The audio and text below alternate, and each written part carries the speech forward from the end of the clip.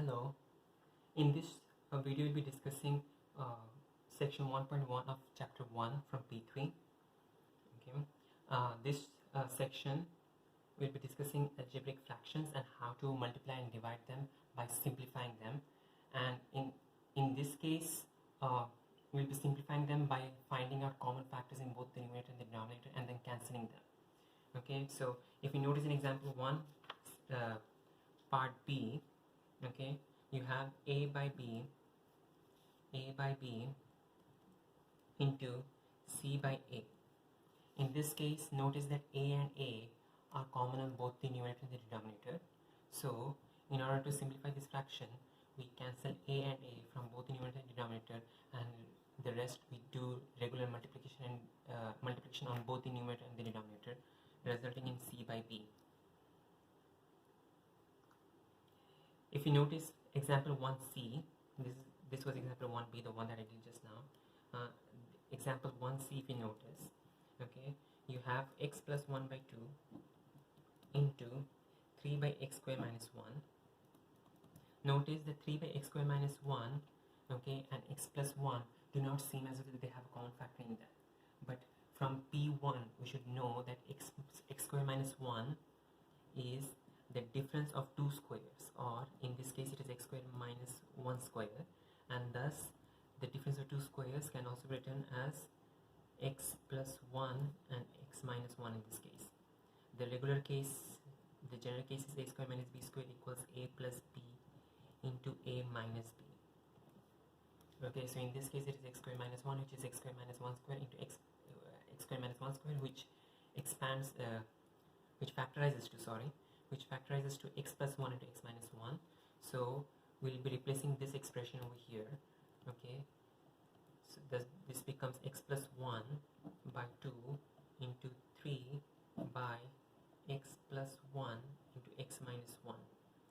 Now in the previous case, in the previous form, it was not apparent, okay, it was not obvious what was the common factor between the two, but in this case we can easily notice that x plus 1 is common in both the numerator and the denominator.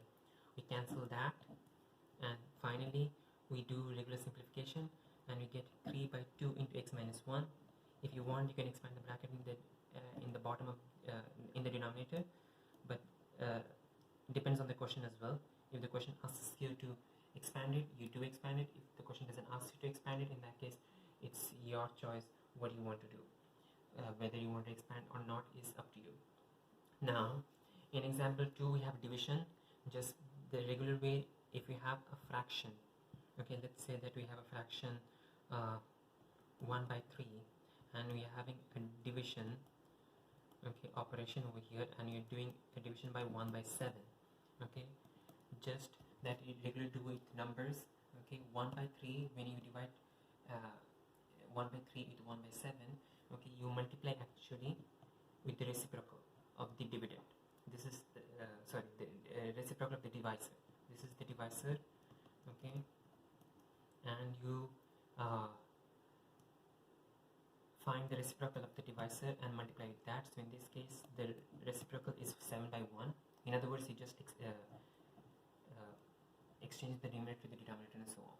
Okay, so 1 by 3, change the division into multiplication, exchange the numerator and denominator of the divisor, you get 1 by 3 into 7 by 1, and then do regular multiplication. In this case 1 and 1 are common factors, 7 by 3, that's your final answer.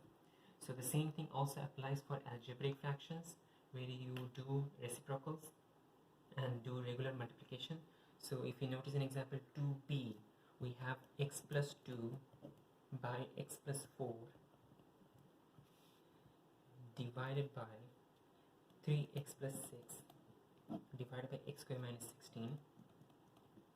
Okay,